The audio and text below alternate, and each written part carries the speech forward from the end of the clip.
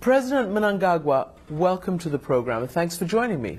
Thank you. Thank you. So here you are in the United States at the UN General Assembly. It's your maiden speech, and it's not a secret that the world had a very, very negative impression of Zimbabwe for many, many years. Yes. President Mugabe seemed to stay in power forever, and then here you are. What is it that you want to tell the world from the pulpit of the UN? Well, the first point is that there is a new administration of the Second Republic of Zimbabwe, which I lead. And this is the only time in our history after independence in 1980 that we had more, we usually had 5 political parties contesting in elections. But this time around, because of the democratic political space which we created, we had 133 political parties. And of those 133 political parties, 56 contested the elections. Okay, so you're talking about a much more pluralistic Zimbabwe. You say that it's a new day, a new team, and a new democracy. What do you say to the people of Zimbabwe and the people who are observing around the world about whether you can be a unifier? Obviously, your election victory was very, very narrow. It was less than 1%. And people have complained about it. And people have said that, you know, they hope that you won't be divisive and be just for the ZANU-PF voters. Let me tell you what the United States has said about the post-election situation. The State Department in August said, the United States government is gravely concerned by credible reports of numerous detentions, beatings and other abuses of Zimbabweans over the past week, particularly targeting opposition activists. That isn't new Zimbabwe. I can assure you that this time around we had a very peaceful, free, fair campaign period, which we have never experienced before. I'm happy that that culture is taking root. I would believe that we should do everything possible under my administration to make sure our people develop a culture of accepting opposing views within the community. And I'm happy that during the entire process of the electoral process, we didn't have any disturbances. All the political parties accessed voters whom they thought would support them. The only event which is regrettable is the one which happened 2 days after the elections. That is what has happened. We are so, we regret about that event, and we are doing everything possible. We had to, just before I came here, a day before I came here, I appointed a commission of inquiry to deal with that, because I felt that it would not be proper for ourselves to investigate ourselves. I felt it was necessary to have an outside inquiry. But besides, my message from the day I took over on the 24th of November last year is peace, peace, unity, unity and love among our people. Yes, indeed, in terms of our constitution and in terms of Commonwealth parliamentary democracy, it's first past the post. And I had 50.6%. My nearest contender had 44, I think, percent.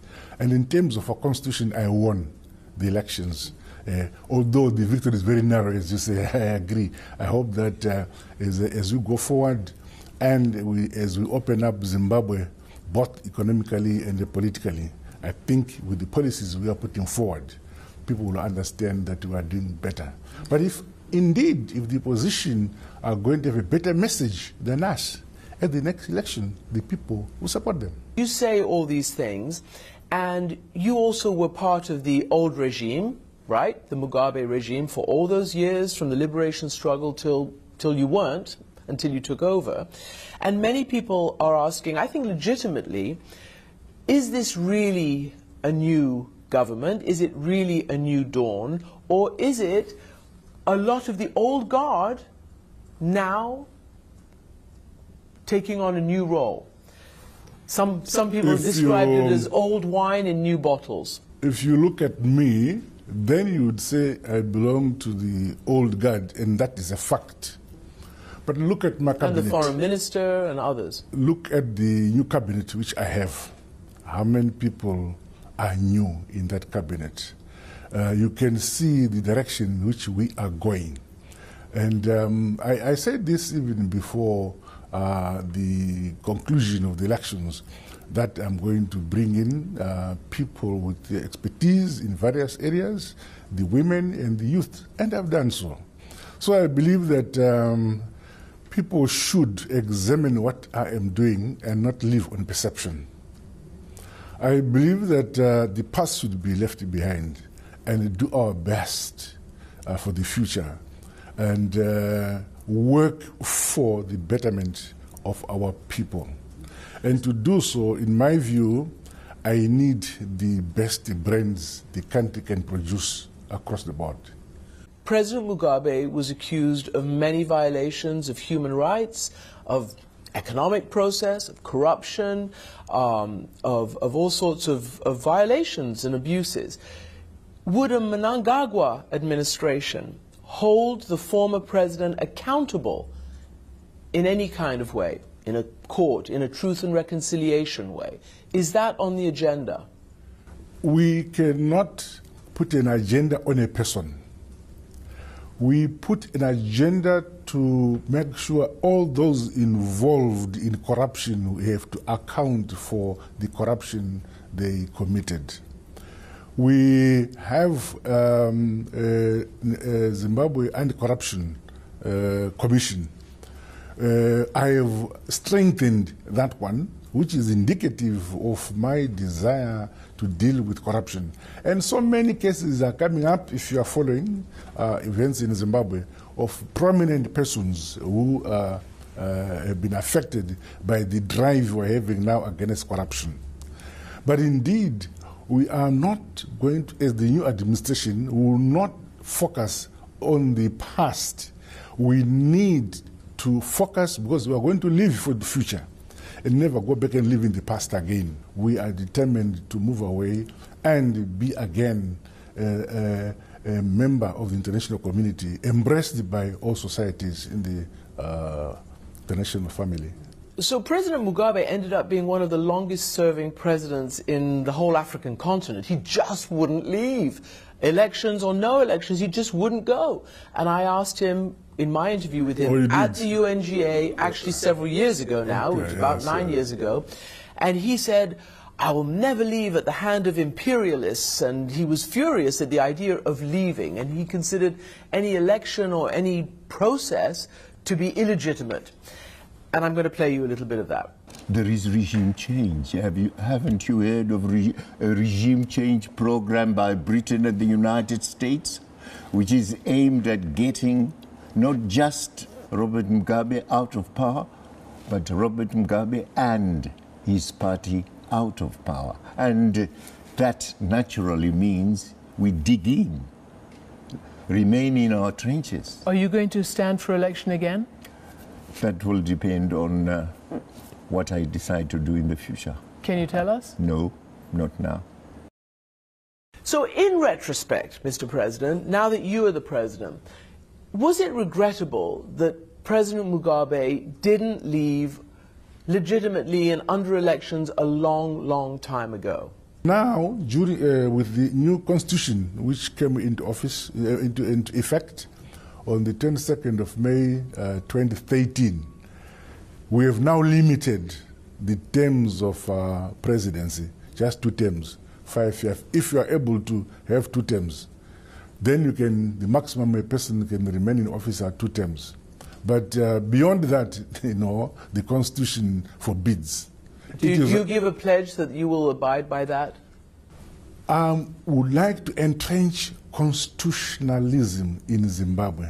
But will you abide by the 2 terms that you have introduced? I will abide by that without any iota of resistance at all. Even if the people would love me to the hill, I will still go away, because I believe constitutionalism is important. And in fact, you must give your people a chance to have other people come. 10 years is not a short period, in my view. You are part of the old regime. You were President Mugabe's intelligence chief. You did take part in the suppression of the tainted elections in 2008 when Morgan Tsvangirai and his movement actually won the parliamentary vote and actually, they believed, won the first round of the presidential elections.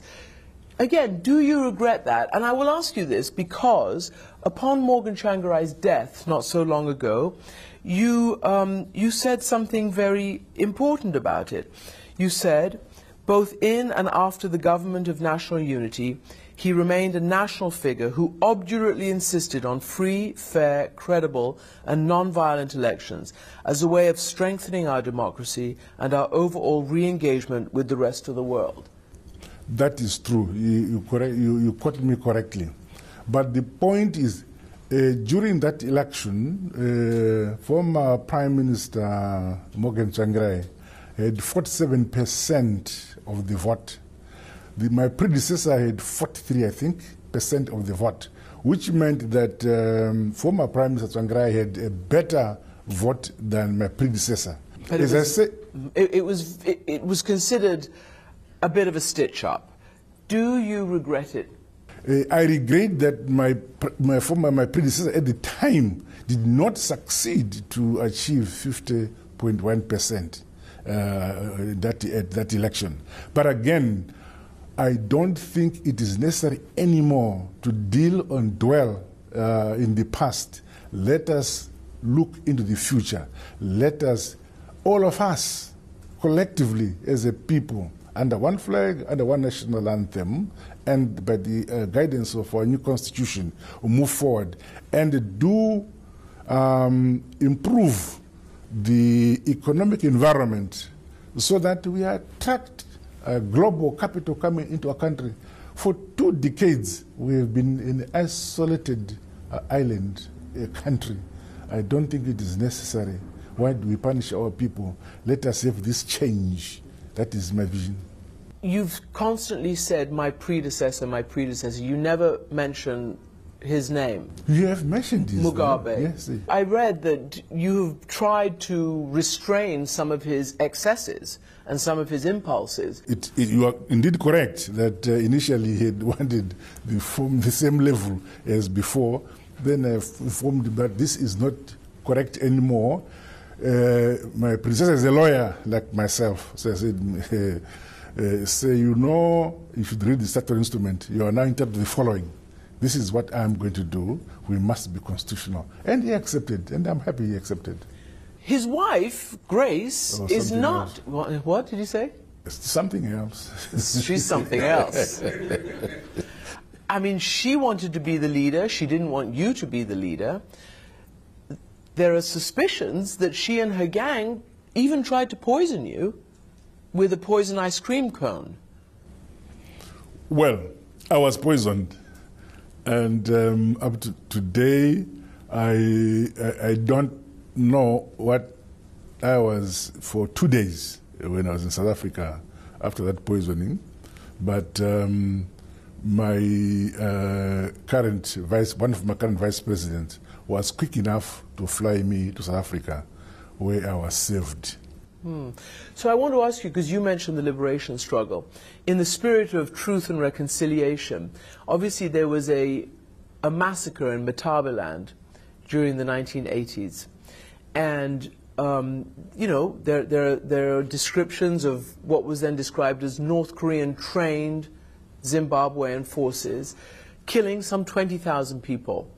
Again, is that something that you would consider a formal national apology for?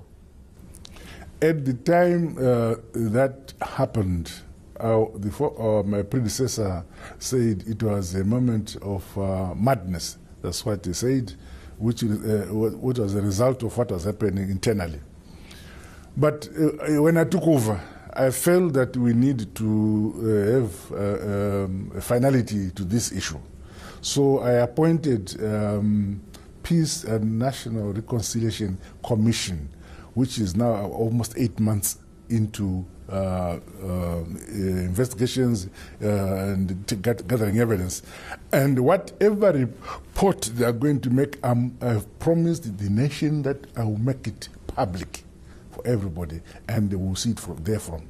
And if it's the worst of the worst, would you apologize? Exactly. It will be on the basis of that report and recommendations of that report. We should be man enough as a government to accept whatever recommendations are made and see how we can, as a government, comply with recommendations of the report. But I would not want to, in advance, say, I'll do this, I'll do that. I'm waiting to hear from that. But this is the only time in our history that we are saying, let us have things in the open and transparent. On that note, President Emmerson Mnangagwa, thank you very much for joining me. Thank you very much.